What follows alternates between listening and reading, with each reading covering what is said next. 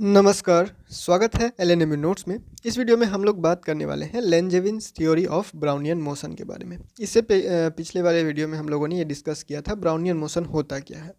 तो Brownian motion क्या होता है, हम लोग एक थोड़ा सा जो वो रिकॉल करने का कोशिश करें कि उसमें क्या क्या ब्राउनियन मोशन होता क्या था। तो एक पार्टिकल का कोलाइडल सॉल्यूशन में जो जिगजैग मोशन था उसी को ब्राउनियन मोशन कहते हैं, उसी मोशन को ब्राउनियन मोशन कहते हैं।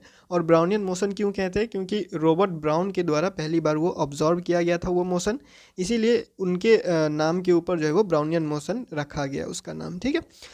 तो जब ये हो रहा था, ये जो ऑब्जर्वेशन था, तो उस टाइम में ये ऑब्जर्वेशन क्यों हो रहा था वो सारा कुछ जो है वो वहाँ पे कोई हिसाब किताब नहीं किया गया। और 1827 में यानी 1827 में ये डिस्कवर किया गया था रॉबर्ट ब्राउन बोटनिस्ट के द्वारा। उसके बाद बहुत सालों तक ये चीज़ अनजान रहा, मतलब इस पे कोई काम नहीं हुआ। और बहुत सालों बाद जो है वो, मतलब इस बीच में बहुत सारे साइंटिस्ट ऐसे भी थे जो इस पे विश्वास करते थे, और कुछ जो है वो इस पे विश्वास नहीं भी करते थे। लेकिन जो विश्वास करते थे उनके पास ऐसा कोई प्रूफ नहीं आ रहा था कि वो दूसरे को समझा सके कि ऐसा एक्चुअली में हो रहा है, जो ऑब्जर्व किया गया है वो क्यों हो रहा है, कैसे हो रहा है। ये सारा चीज़ समझाने का जो थ्योरी था, एक्सपेरिमेंटल प्रूफ वगैरह, ये सारा चीज़ थोड़ा लेट से आया, क्योंकि इस पे जो है वो सबका ध्यान लेट से गया था। हर साइंटिस्ट का अलग अलग अपना काम रहता है, अपना अपना फील्ड रहता है, तो इस पे ज़्यादातर जो है वो विश्वास नहीं होने के कारण ये अलग अलग काम में सब लगे हुए थे। ये जो है वो बाद में जाके जो है वो इसका प्रूफ वगैरह आया कि हाँ ये सच में ऐसा होता है, और ये जो भी ऑब्जर्वेशन वगैरह है इसका कारण क्या है, नहीं है, ये सारा चीज़ एटम्स का एग्जिस्टेंस वगैरह जो है वो सारा चीज़ बाद में आया था। तो ये इसमें जो है वो इसको एक्सप्लेन करने के लिए दो थ्योरी आया। मेन हम लोग के पास जो सिलेबस में है वो हम लोग वही पढ़ेंगे, लेंजेविन्स थ्योरी और आइंस्टाइन थ्योरी। ठीक है। लेंजविन थ्योरी और Einstein theory of Brownian motion ये पढ़ेंगे। तो देखिए, जब आइंस्टाइन ने पेपर पब्लिश किया था 1905 में, 1905 में ये जो ईयर है 1905, इसमें आइंस्टाइन ने जो है वो तीन चार पेपर पब्लिश किया था, तीन चार पेपर जो है वो दिया था, जिसमें रिलेटिविटी का एक पेपर था, फिर आपका जो है वो ब्राउनियन मोशन का है, उसके बाद फोटो इलेक्ट्रिक इफेक्ट का है, ये सारा पेपर था इसमें। ठीक है। तो उसी में से ब्राउनियन मोशन का एक पेपर था जो 1905 में ये सारा चीज़ पिक्चर में आया था। लेकिन उससे पहले बहुत सारे ऐसे साइंटिस्ट थे जिनको ये पेपर ऐसा कुछ आइंस्टाइन ने दिया है ये पता भी नहीं था, और इसके कारण से एक दो साइंटिस्ट जो थे वो सुसाइड कर लेते हैं, क्योंकि उनका बात कोई मानता नहीं है, वो समझाते समझाते थक जाते हैं वगैरह वगैरह जो भी है। तो वो सारा चीज़ अलग कहानी, अलग पिक्चर चल रहा था। 1906 में साइंटिस्ट सुसाइड करते हैं एक, और 1905 में ही जो आइंस्टाइन ने जो वो इस चीज़ को एक्सप्लेन कर दिया था, ये ब्राउनियन मोशन को एक्सप्लेन कर दिया था, इसका कारण बता दिया कि ऐसा ऐसा होता है, हाँ सच में ऐसा जो है वो हो रहा है। और उसका कारण वगैरह क्या है, उनका भी अलग जो दो कारण था, दो चीज़ को लेके वो एक्सप्लेन किए थे, वो सारा चीज़ इसमें ब्राउनियन मोशन का पेपर में पब्लिश हो गया था। लेकिन एक साल बाद ये 1906 में क्यों करते हैं, क्योंकि इतने दिन तक किसी को पता नहीं था कि ये पेपर पब्लिश हुआ है या आइंस्टाइन ने ऐसा कुछ दिया है इसके कारण। ठीक है। तो वो सारा चीज़ खैर हम लोगों को जो है वो अलग में बात कर लेंगे कभी। हम लोग फिलहाल बात करेंगे सिर्फ Langevin's theory of Brownian motion. Paul Langevin एक साइंटिस्ट थे। 1908 में इन्होंने सिंप्लीफाइड ट्रीटमेंट दिया ब्राउनियन मोशन के ऊपर। लेंजेविन के द्वारा 1908 में जो थ्योरी दिया गया था वो प्योरली जो है वो क्लासिकल था। उसमें जो है वो दो कॉन्सेप्ट यूज़ किया गया था, वो उसी पे बेस्ड था कि पहला जो है वो हमारा Newton second law of motion use हो रहा था, और दूसरा है इक्विपार्टीशन ऑफ एनर्जी यूज़ हो रहा था।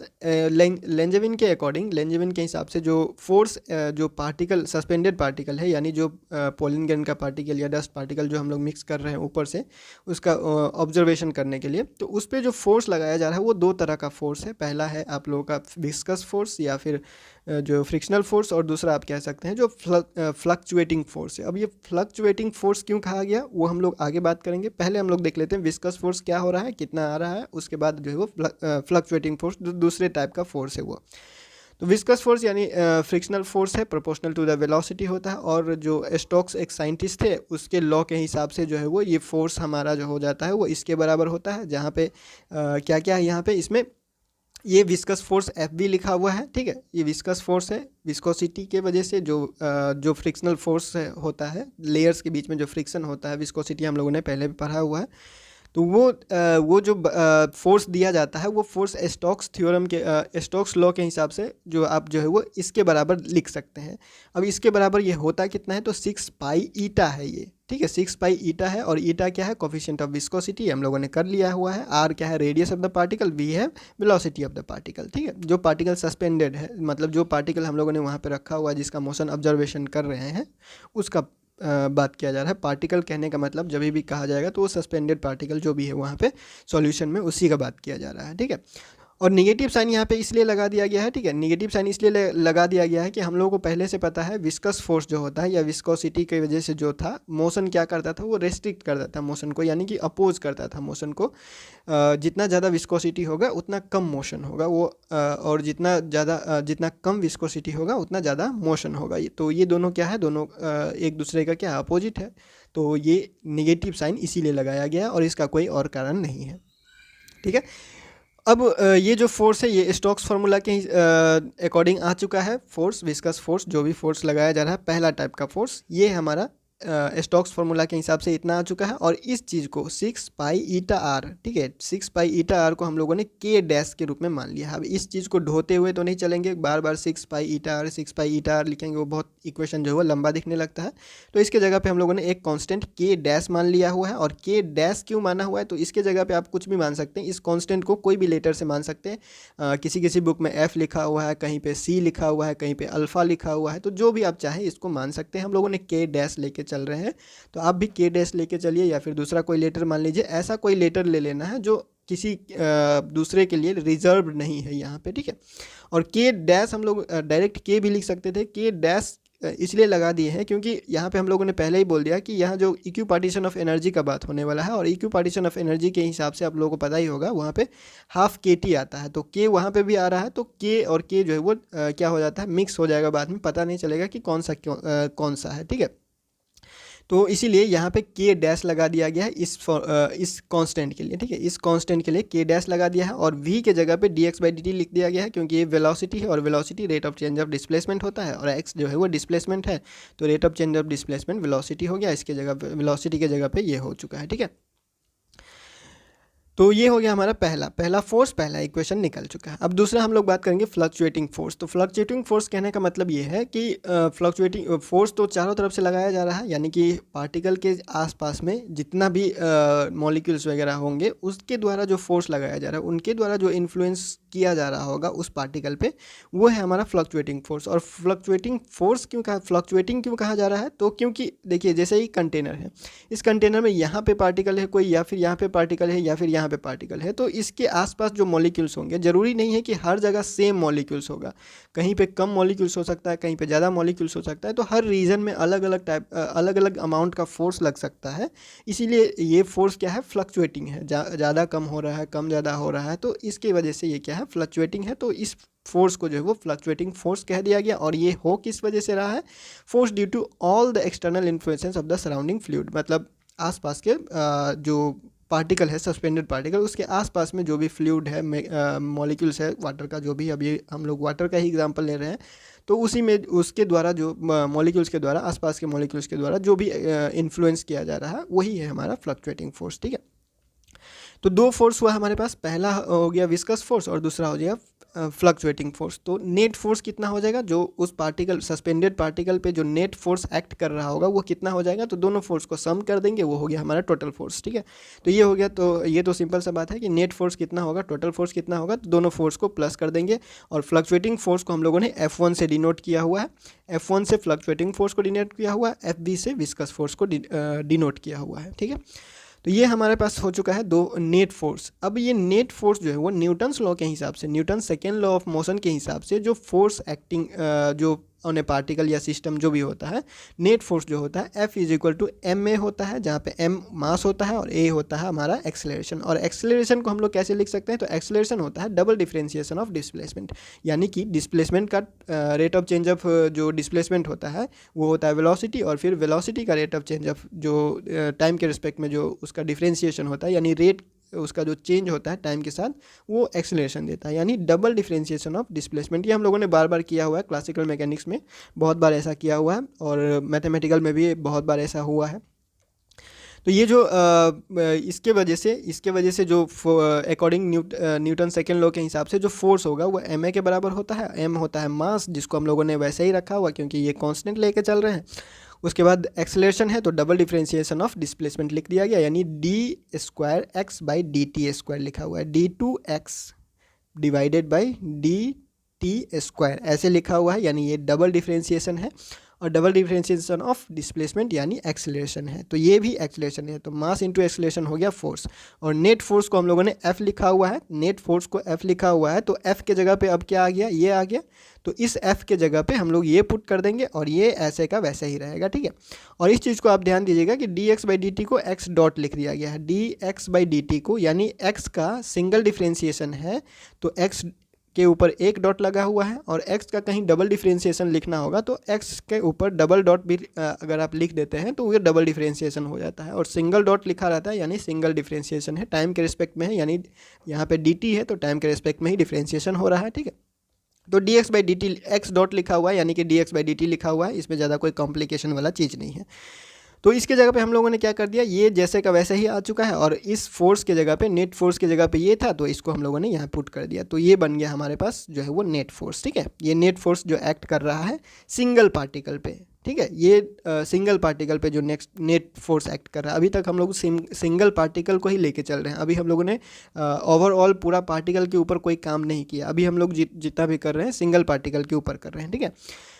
तो अब हम लोग क्या करेंगे, दोनों तरफ से x से जो है वो मल्टीप्लाई कर देंगे। x से मल्टीप्लाई हम लोग जो है वो दोनों तरफ इसीलिए करते हैं क्योंकि आप लोगों को पता है ये जो फ्लक्चुएटिंग फोर्स है वो हो सकता है हर जगह क्या है, ये फ्लक्चुएटिंग फोर्स अंततः बाद में जाके जीरो ही हो जाता है, क्योंकि इसका जो है वो इसका जो मोशन है वो एकदम इरेगुलर मोशन होता है, जिसकी वजह से ये क्या हो जाता है, लास्ट में आप जाके इसको जो है वो जीरो भी कर सकते हैं। ये जीरो हो ही जाएगा, ये इसमें जो भी मल्टीप्लाई होगा या फिर ये जो भी टर्म बनेगा वो जीरो ही हो जाता है बाद में जाके, क्योंकि इसका इक्वल पॉजिटिव या इक्वल नेगेटिव हो सकता है, तो दोनों एक दूसरे को कैंसिल कर देगा। तो एक्स के साथ हम लोग नहीं चल सकते, हम लोग को चलना होगा एक्स स्क्वायर वाले टर्म के साथ, ठीक है। तो उसी चीज़ के लिए हम लोग क्या करते हैं, इसको और इसको, इन दोनों को क्या कर रहे हैं, मतलब पूरे इक्वेशन को x से मल्टीप्लाई कर दे रहे हैं। तो x से मल्टीप्लाई कर देंगे तो m इंटू एक्स यहाँ पर आ चुका है, x से मल्टीप्लाई हो चुका है, ये भी x से मल्टीप्लाई हो चुका है, और ये भी x से मल्टीप्लाई हो चुका है, ठीक है। ये हमारा इक्वेशन नंबर 4 बन गया। आगे बढ़ते हैं। अब हम लोग क्या करेंगे, अब हम लोग को इस चीज़ का वैल्यू निकालना है, और इस चीज़ का वैल्यू निकाल के इस इक्वेशन में पुट करेंगे, और तब जाके जो है वो स्टेप आगे बढ़ेगा, ठीक है। और डिराइवेशन जो है वो 5-6 पेज का डिराइवेशन है, तो आप जो है वो आराम से कीजिएगा और हर चीज़ को, हर एक स्टेप को जो है वो समझ लीजिएगा, क्योंकि डिराइवेशन अगर एग्जाम में आता है तो करना तो पड़ेगा ही, और 4-5 पेज से कम का डिराइवेशन आप कीजिएगा तो आपका नंबर काट लिया जाएगा, ठीक है। तो एग्जामिनर कॉपी चेक करने वाले को कोई भी बहाना मत दीजिए कि आपका नंबर काट लिया जाए। तो सबसे पहले आपको क्या इस चीज़ का हम लोगों को क्या करना है, वैल्यू निकालना है। तो ये है क्या, तो ये है हमारा जो है वो एक्स का जो है वो मतलब कि डबल डिफरेंशिएशन है, ठीक है। एक्स का डबल डिफरेंशिएशन है, तो पहले हम लोग क्या करेंगे, एक्स का सिंगल डिफरेंशिएशन करते हैं, उसके बाद फिर उस सिंगल डिफरेंशिएशन से जो चीज़ निकलेगा उसको हम लोग फिर से डिफरेंशिएट करेंगे तो डबल डिफरेंशिएशन निकलेगा, और तब हम लोगों को सिर्फ इस चीज़ का वैल्यू निकालना होगा, और इस चीज़ का वैल्यू जो निकल जाएगा तो हम लोग जो है वो इसमें आके पुट कर देंगे, ठीक है। तो हम लोग क्या कर रहे हैं, पहले एक्स स्क्वायर का सिंगल डिफरेंशिएशन किए, तो सिंगल डिफरेंशिएशन करने के बाद हमारे पास ये जो है वो वैल्यू निकल के आया, एक्स स्क्वायर का 2x हो गया और D x by D T आ गया, ये डिफरेंशिएशन हो गया सिंपल सा। तो ये हमारा सिंगल डिफरेंशिएशन आया। फिर इस चीज़ को फिर एक बार क्या करेंगे, डिफरेंशिएट करेंगे, फिर इस चीज़ को ये वाला चीज़ आया डिफरेंशिएट करने के बाद, फिर इसको एक बार हम लोगों ने डिफरेंशिएट किया, तो एक बार फिर से डिफरेंशिएट किया तो ये आया, ठीक है। अब इस चीज़ का डिफरेंशिएशन तो आप लोगों को करना ही आता होगा, पहले इसका डिफरेंशिएशन कीजिए, फिर इसको वैसे ही रहने दीजिए, फिर जो है वो पहले का डिफरेंशिएशन, फिर दूसरा को वैसे ही रहने दीजिए, फिर दूसरे का डिफरेंशिएशन और पहले का वैसे ही रहने दीजिए। और ये जो 2 आपको दिख रहा है ये ब्रैकेट के बाहर है, यानी ये 2 दोनों से मल्टीप्लाई है, तो दोनों में कॉमन था 2, तो दोनों को बाहर निकाल लिया गया। आप चाहे तो सिर्फ इस लाइन को लिखिए, ठीक है, ये वाला लाइन को लिखिए, उसके बाद डायरेक्ट इस लाइन को लिखिए, ठीक है। इस लाइन को आपको लिखने का कोई ज़रूरत नहीं है, ठीक है। आप इस लाइन को और इस लाइन को डायरेक्ट लिख सकते हैं, क्योंकि पहला डिफरेंशिएशन ये है और दूसरा डिफरेंशिएशन ये निकल के आ रहा है, बस हमको जो है वो इस चीज़ से मतलब है। अब देखिए हम लोग को चाहिए क्या, तो हम लोग को सिर्फ ये चाहिए, ठीक है, हम लोगों को सिर्फ ये चाहिए, इक्वेशन में यही है, x double differentiation of x है, ठीक है। तो ये हम लोगों को चाहिए। अब ये चाहिए तो इसको हम लोग क्या करेंगे, इसको इस तरफ भेज देते हैं, तो ये यहाँ पे पॉजिटिव में है तो ये यहाँ पे नेगेटिव हो जाएगा, ठीक है। अब ये टू जो है वो इसके साथ भी है, इसके साथ भी है, इसके साथ नहीं है। ये टू इसके साथ भी है, इसके साथ भी है, लेकिन ये टू इसके साथ आ जाएगा तो ये 2x हो जाएगा, लेकिन हम लोग को तो सिर्फ x वाला टर्म चाहिए, x D square x by D t square चाहिए, तो ये टू को तो हटाना पड़ेगा, ठीक है। तो हम लोग ये टू वाला टर्म चाहिए नहीं, तो हम लोग क्या करेंगे, इस इक्वेशन को जो है वो 2 से डिवाइड कर देंगे, ठीक है। ये जो हमारा आया हुआ है इसको हम लोग इस साइड लेके गए हैं तो ये निगेटिव हो चुका है, सिंपल सा बात है। तो ये 2x D square x by D t square जो है हम लोग को सिर्फ इससे यहाँ से 2 हटाना है, तो हम लोग क्या करेंगे 2 से डिवाइड कर देंगे पूरे इक्वेशन को। तो 2 से पूरे इक्वेशन को डिवाइड कर देंगे तो ये डिवाइडेड बाई 2 हो जाएगा, तो ये कैंसिल हो जाएगा, ये 1/2 हो जाएगा, और ये 2 से 2 ये भी कैंसिल हो जाएगा, ठीक है। तो सेम, तो फिर जो बचेगा वो यहाँ पे लिख दिया गया है, यहाँ पे 1/2 आ चुका है, और यहाँ से 2 कैंसिल हो चुका है, हट चुका है, यहाँ पे 2 कैंसिल हो चुका है, हट चुका है। अब ये इक्वेशन हम लोगों को चाहिए था, इसका वैल्यू हम लोगों को चाहिए था, इसका वैल्यू हम लोगों ने निकाल लिया है, ठीक है। इसका वैल्यू हम लोगों ने निकाल लिया है, और इस चीज़ को, ये जो double differentiation of x square है, इसको हम लोग ऐसे लिख सकते हैं, ये जो सिंगल डिफरेंशिएशन है इसका एक और बार डिफरेंशिएशन यानी डबल डिफरेंशिएशन, तो इस चीज़ को इस तरह से लिख सकते हैं। बस इस इक्वेशन को हम लोगों ने लिख दिया। अब हम लोगों को जो चाहिए था वो निकल चुका है, x D square x by D t square. तो इसके जगह पे ये जो टर्म आया है बस हम लोग क्या करेंगे, पुट करेंगे, ठीक है। कहाँ पे पुट करेंगे, तो इस इक्वेशन में पुट करेंगे, इक्वेशन नंबर 4 में पुट करेंगे। इस चीज़ का वैल्यू हम लोगों ने निकाल लिया है, इतने का वैल्यू। अब इस चीज़ का वैल्यू हम लोग पुट करेंगे और डायरेक्ट जाके जो है वो सोल्यूशन करेंगे, ठीक है। तो हम लोगों ने क्या किया, इस चीज़ को पुट किया, पुट करने के बाद हमारा जो इक्वेशन बन के आया वो इक्वेशन बन के आया वैसे, ये m तो पहले से उसमें इक्वेशन में है, और ये पूरा का पूरा वैल्यू जो है वो इसके जगह से यहाँ से उठ के आ गया है, और ये पूरा का पूरा वैल्यू इक्वेशन में पहले से है, ठीक है। इतना तक तो जो हमारा इक्वेशन ऑफ मोशन निकल चुका है, और ये सिर्फ और सिर्फ सिंगल पार्टिकल के लिए है, यहाँ पर लिखा गया है सिंगल पार्टिकल, यानी हर एक पार्टिकल के लिए है, ठीक है। अब हम लोग पूरा ओवरऑल सब पार्टिकल के लिए निकालेंगे, तो एवरेज निकालना पड़ेगा, क्योंकि सबका अलग अलग है, तो सबका अलग अलग है, तो एक एक करके तो निकालते नहीं बैठेंगे। तो कहीं भी फॉर्मूला अगर बैठाना होगा तो कोई एक फार्मूला निकालना पड़ता है, क्योंकि सब पार्टिकल का अलग अलग निकालेंगे तो अलग अलग फार्मूला निकलते हुए जाएगा। तो सब फार्मूला को तो ऐसे नहीं रख सकते, तो कोई एक फार्मूला ले रखना है, इसीलिए हम लोग क्या कर रहे हैं, सबका एक एवरेज लेते हैं, और तब जाके आप अपना इक्वेशन जो है वो आगे बढ़ाते हैं, ठीक है। तो सबको हम लोग क्या करेंगे, जितने भी ये जितना भी पार्टिकल, ये जितना भी आपको यहाँ पे दिख रहा है, सब में जितना वेरिएबल है, यानी एक्स वाला और एफ वाला, एक्स वाला और एफ वाला ही वेरिएबल है, बाकी तो कांस्टेंट है, मास भी कांस्टेंट है, ये तो डिफरेंशिएशन है, 1/2 है, ये सारा चीज़ तो कांस्टेंट है। तो जो चीज़ वेरिएबल है यहाँ पे सबका क्या होगा, एवरेज निकलेगा, ठीक है। तो सबको एवरेज निकालना है, कुछ नहीं करना है, ये जो भी चीज़ है इसको हम लोग जो है वैसे का वैसे ही पुट कर दिए हैं, ठीक है। और सबके ऊपर क्या कर दिए है, एवरेज का साइन लगा दिए है। एवरेज का साइन लगाने का मतलब है एक बार, जैसे ये x है तो x का एवरेज करना है, तो x के ऊपर एक बार ऐसा जो है वो लगा दिए, इसका मतलब है कि ये x का एवरेज है। तो इस तरह से m/2 है, d/dt, ये सारा चीज़ जो है वो ऊपर इक्वेशन से आ चुका है। कैसे आ गया है, तो अगर आप इसको ठीक से देखें तो इसको यहाँ से मल्टीप्लाई कर दिए तो ये m/2 बन गया, तो ये m/2 आ चुका है, और ये बाकी जैसे था वैसे ही आ चुका है। और ये माइनस वाला है, माइनस वाला ऐसे, ये m इसके साथ इंटू हो चुका है, क्योंकि ये m बाहर है ब्रैकेट के, तो ये जब अंदर जाएगा तो दोनों के साथ इंटू हो जाएगा। ये सिंपल सा जो है वो सिंप्लीफिकेशन है। तो ये यहाँ पे आ चुका है, और ये यहाँ पे आ चुका है, ठीक है। तो सब में क्या कर दिया है हम लोगों ने, बार लगा दिया गया है। और आप ठीक से देखें तो इस x के ऊपर बार लगाया गया है, फिर इस x के ऊपर बार लगाया गया है, ठीक है। उसके बाद यहाँ पे x के ऊपर बार लगाया गया है, x डॉट के ऊपर और x दोनों के ऊपर, फिर यहाँ पे f और x दोनों के ऊपर लगाया गया है, ठीक है। यानी कि सबका एवरेज निकाल रहे हैं। अब ये वाला जो फ्लक्चुएटिंग फोर्स है, ये जो फ्लक्चुएटिंग फोर्स है, ये अंततः जीरो हो जाएगा, ये लास्ट में जीरो हो जाएगा। कैसे जीरो को अप्रोच कर लेगा, तो ये वेरी कर रहा है कंप्लीटली इरेगुलर मैनर में। इसका आप बोल सकते हैं कि इक्वली भी हो सकता है, पॉजिटिव इक्वली नेगेटिव हो सकता है, तो वो सारा कैंसिल कर देगा एक। इसीलिए हम लोगों ने क्या कर दिया था, एक्स के जगह पे एक्स स्क्वायर का टर्म लेके चल रहे थे, तो दोनों साइड मल्टीप्लाई कर दिए थे एक्स, इसीलिए। तो मान के चलिए कि आपका जो फ्लक्चुएटिंग फोर्स है वो अंततः जीरो है, तो ये बराबर जीरो हो जाएगा, यानी ये टर्म हट गया यहाँ पे, और सिर्फ ये वाला टर्म बचा, और बाकी का इक्वेशन वैसे ही रहेगा, ठीक है। तो ये हमारा हो गया मोशन, ये हमारा न्यूटन सेकेंड लॉ के हिसाब से, Newton second law of motion के हिसाब से, ये हमारा जो इक्वेशन ऑफ मोशन आया हुआ उसको हम लोगों ने मॉडिफाई करके ऐसे लिखा अपने ज़रूरत के हिसाब से, पूरे पार्टिकल के लिए, मतलब कि ऑल पार्टिकल्स के लिए एवरेज निकालते हुए हम लोगों ने ये इक्वेशन लिखा, ठीक है। अब हम लोगों का जो इक्विपार्टीशन ऑफ एनर्जी के लॉ के हिसाब से क्या होता था, law of equipartition of energy क्या बोलते हैं कि जो मॉलिक्यूल्स है उसका हर एक फ्रीडम के साथ कितना एनर्जी एसोसिएट होगा, तो हाफ kT एसोसिएट होगा। और k यहाँ पे क्या है, बोल्ट्जमान कांस्टेंट है, जिसको आप kb भी लिख सकते हैं। तो अअगर कहीं हाफ kBt भी लिखा हुआ है तो वो वही चीज़ को कह रहा है, यानी k बोल्ट्जमान कांस्टेंट ही है तो के लिखिए या फिर के बी लिखिए। आप लोग के बी ही लिखिएगा तो ज़्यादा क्लियर रहेगा, क्योंकि के दो बार आ रहा है तो कन्फ्यूज़ हो सकते हैं, ठीक है। तो इक्विपार्टीशन ऑफ एनर्जी के हिसाब से जो काइनेटिक एनर्जी होता है हर एक डिग्री ऑफ फ्रीडम के हर एक मॉलिक्यूल के डिग्री ऑफ फ्रीडम के साथ जो अटैच होता है काइनेटिक एनर्जी, वो होता है हाफ के टी, ठीक है। तो हाफ के टी हम लोगों ने लिखा, और काइनेटिक एनर्जी क्या होता है, हाफ एम बी स्क्वायर। तो हाफ एम बी स्क्वायर की जगह पे हम लोगों ने क्या लिखा है, हाफ एम तो है ही, और वी स्क्वायर की जगह पे एक्स डॉट स्क्वायर लिखा हुआ है। और एक्स डॉट स्क्वायर क्यों लिखा हुआ है, क्योंकि एक्स डॉट यानी कि D x by D T, और ये D x by D T क्या है, वेलोसिटी, और वेलोसिटी का क्या हम लोगों ने क्या दिया, स्क्वायर कर दिया, यानी एक्स डॉट का स्क्वायर कर दिया, तो D x by D t का स्क्वायर कर दिया। सिंपल सा बात है, दोनों तरफ से हाफ और हाफ कैंसिल हो जाएगा, तो m into d x by D t का स्क्वायर जो है, d x by D t का जो स्क्वायर है इज इक्वल टू क्या हो जाएगा, के टी, ठीक है। अब इस m d x by D t का होल स्क्वायर, यहाँ पे देखिए m d x by D t का होल स्क्वायर है, तो इसकी जगह पे हम लोग क्या कर देंगे, के टी रख देंगे, ठीक है, सिंपल। अब इसी के जगह पे हम लोगों ने क्या कर दिया, इसके जगह पे के टी रख दिया, और ये इक्वेशन हमारा 9 बन चुका है। तो यहाँ तक हम लोगों ने क्या किया, यूज़ किया Newton second law of motion और इक्विपार्टीशन ऑफ एनर्जी। नेक्स्ट आगे बढ़ते हैं, तो हम लोग क्या कर रहे हैं, सिंप्लिसिटी के लिए इस चीज़ को क्या मान रहे हैं, यू मान रहे हैं, ठीक है। और इस चीज़ का यू मानने के बाद जो डिफरेंशिएशन में इक्वेशन आएगा उसको हम लोग पुट करेंगे और आगे बढ़ेंगे। तो इसको हम लोगों ने क्या कर दिया, यू मान लिया, ये जो टर्म है हमारा इसको हम लोगों ने यू मान लिया, और फिर इसका हम लोग डिफरेंशिएशन करेंगे। तो डिफरेंशिएशन करेंगे तो क्या हो जाएगा, एक्स स्क्वायर का 2x हो गया और D x by D T हो गया, सिंपल है।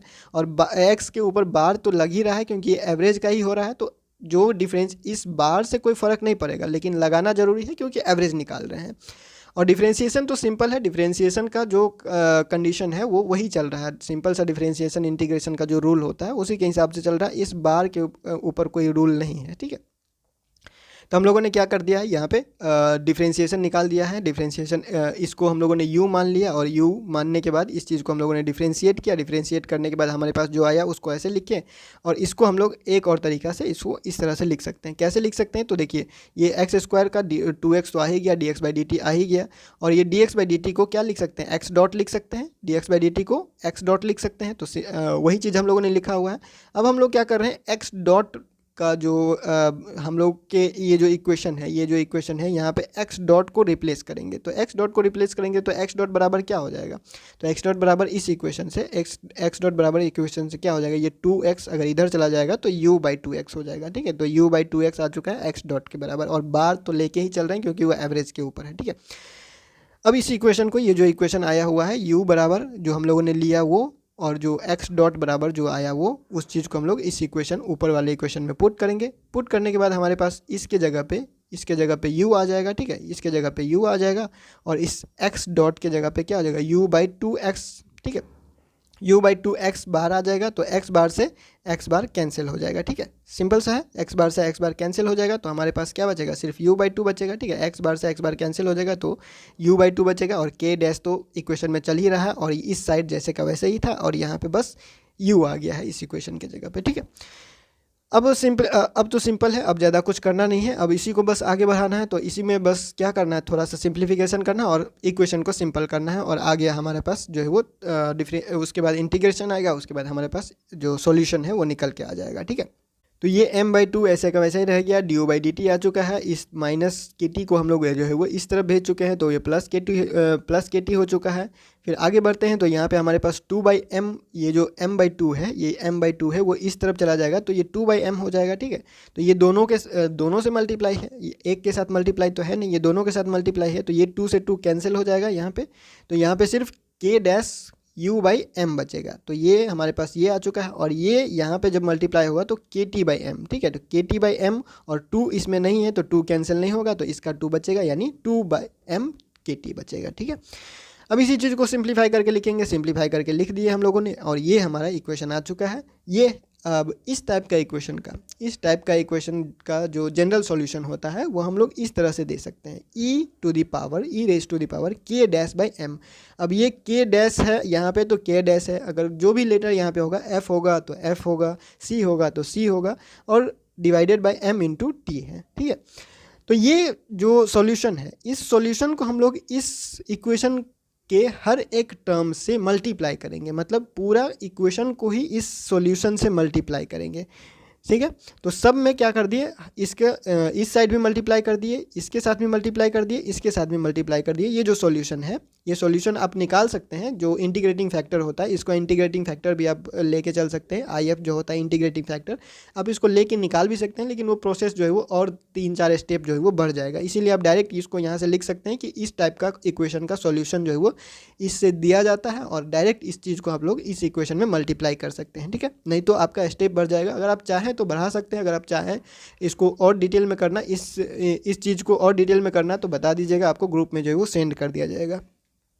तो हम लोगों ने क्या किया, इसको यहाँ से मल्टीप्लाई कर दिया। अब ये जो टर्म है, ठीक है, इस टर्म को आप ऐसे लिख सकते हैं। ऐसे क्यों लिख सकते हैं, क्योंकि जब आप इसका डिफ्रेंशिएशन कीजिएगा, तो ये हो गया u इंटू वी के टर्म में। ठीक है, u इंटू वी यानी प्रोडक्ट रूल लगेगा, तो पहले का डिफ्रेंशिएशन फिर दूसरा वैसे का वैसे ही रहेगा, दूसरे का डिफ्रेंशिएशन पहला वैसे का वैसे ही रहेगा।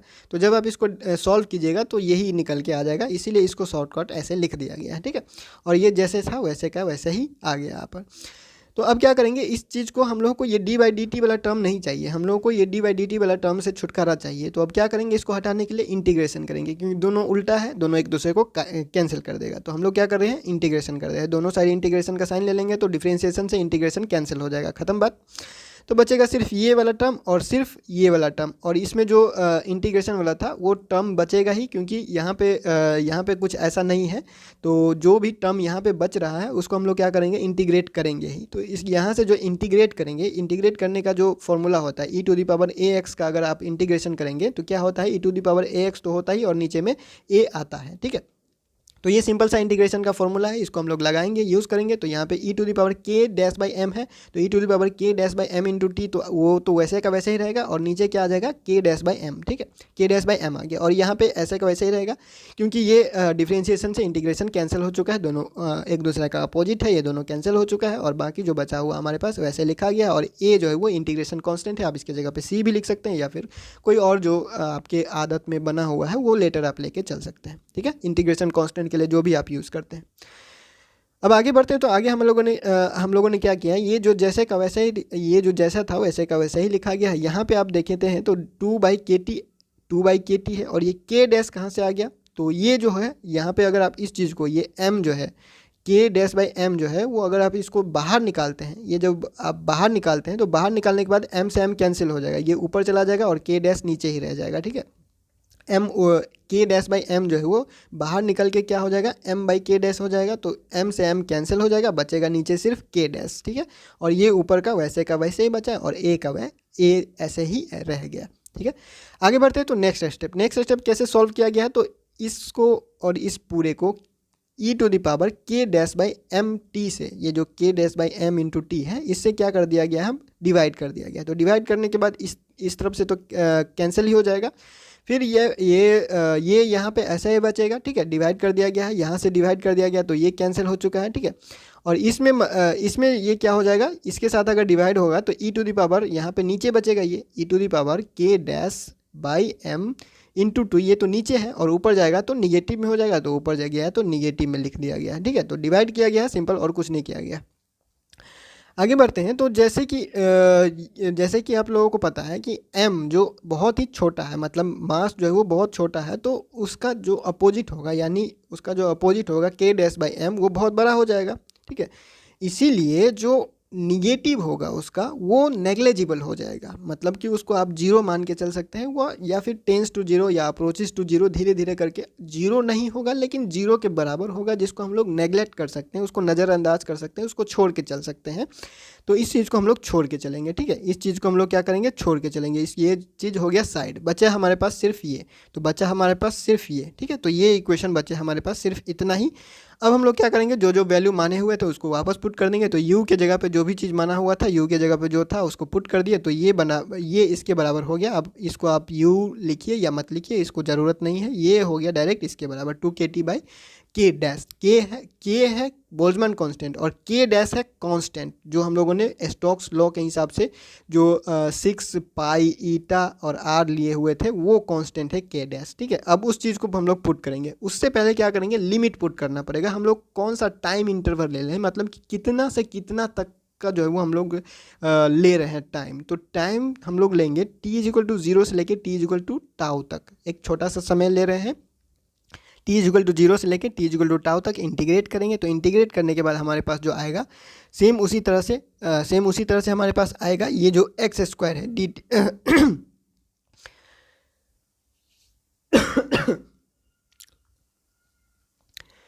तो सेम आप लोग जब इंटीग्रेशन कीजिएगा तो इंटीग्रेशन करने के बाद हमारे पास सिंपल सा इंटीग्रेशन है। हम लोग क्या करना है, बस इस एक्स स्क्वायर पे हम लोग क्या करेंगे, लिमिट डालेंगे, एक्स स्क्वायर पर लिमिट डालेंगे। कैसे लिमिट डालेंगे, तो upper limit minus lower limit, ये तो आप लोगों को पहले से पता होगा। ये 2kt/k डैश जो है वो कांस्टेंट है, वो वैसे का वैसे ही रहेगा।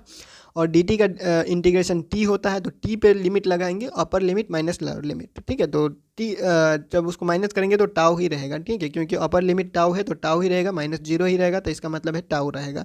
तो इस साइड तो टाउ ही बच गया और इस साइड बच गया upper limit minus lower limit, ये बच गया। इसको हम लोग डेल्टा एक्स लिख सकते हैं, डेल्टा एक्स स्क्वायर लिख देंगे और बाकी इसके बाद जो वैल्यू है वो उसका वैसे ही पुट कर दिया जाएगा और यही हमारा फाइनली इक्वेशन हो जाएगा। यही फाइनल इक्वेशन है। अब इस फाइनल इक्वेशन में हम लोगों ने क्या किया है, बस हम लोगों ने क्या किया है, इस के डैश, ये के डैश जो है वो इस के डैश का वैल्यू रखा हुआ है और के डैश का वैल्यू रखने के बाद ऊपर 2 है और नीचे 6 है, तो 2 3 6 और बाकी जो बचा वो वही है। मतलब मेन इक्वेशन यही है, हम लोगों ने के डैश का वैल्यू पुट किया और ये हमारे पास निकल के आ चुका है। और ये के के जगह पे आप के भी लिख सकते हैं, बात बराबर है। ये इक्वेशन और ये इक्वेशन दोनों सेम इक्वेशन है और यही हमारा फाइनल इक्वेशन है। लेंजेविन थ्योरी ऑफ ब्राउनियन मोशन का फाइनल इक्वेशन जो डिराइवेशन होके आता है वो ऐसा ही है। ये एक बार में आपको समझ में नहीं आएगा, ये एक बार में होगा भी नहीं, आपको जो है वो 4-5 बार प्रैक्टिस करना पड़ेगा, तब जाके आप ये होगा।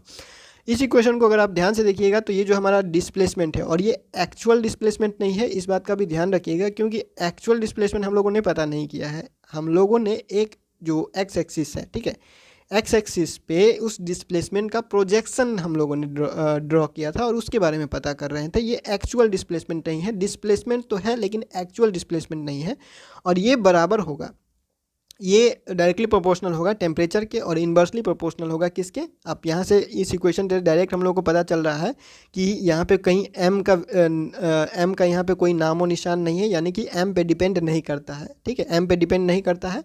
तो ये डिपेंड किस पे करता है, तो टेम्परेचर पे डायरेक्टली प्रोपोर्शनल है और इन्वर्सली प्रोपोर्शनल है viscosity of coefficient of viscosity पे, और फिर इन्वर्सली प्रोपोर्शनल है रेडियस पे, और ये तो कांस्टेंट ही है और के भी कांस्टेंट ही है, ठीक है। तो ये तीनों चीज़ हमारे पास आ चुका है जिस पे जो है वो ये डिपेंड कर रहा है, टेम्परेचर पे डायरेक्टली और कोफिशिएंट ऑफ विस्कोसिटी और रेडियस पे इन्वर्सली, ठीक है। तो यही चीज़ हमारा है और दिस थ्योरी इंडिकेट्स दैट ये जो एम पे जो है वो डिपेंड नहीं करता है, इंडिपेंडेंट ऑफ एम है। तो डिराइवेशन का जो भी स्टेप्स है, कौन से स्टेप्स कैसा लिखा गया है वो आपको बता दिया गया है। और कहीं भी ये डाउट होगा कि कौन से स्टेप में कौन सा फॉर्मूला लगाया गया, फिर वो ये स्टेप आया कैसे लिखा गया, अगर डाउट होगा तो आप ग्रुप में सेंड कर दीजिएगा, आपको जो है वो जवाब मिल जाएगा, या फिर आप कमेंट कर सकते हैं, आपको बता दिया जाएगा। फिलहाल Langevin theory of Brownian motion complete होता है। नेक्स्ट हम लोग जो है वो Einstein theory of Brownian motion करेंगे, वो भी थोड़ा जो है वो उसमें भी डिफ्यूज़न और ऑस्मोटिक प्रेशर वाला टर्म है, यानी दो चीज़ वहाँ पर भी है, तो वो भी थोड़ा जो है वो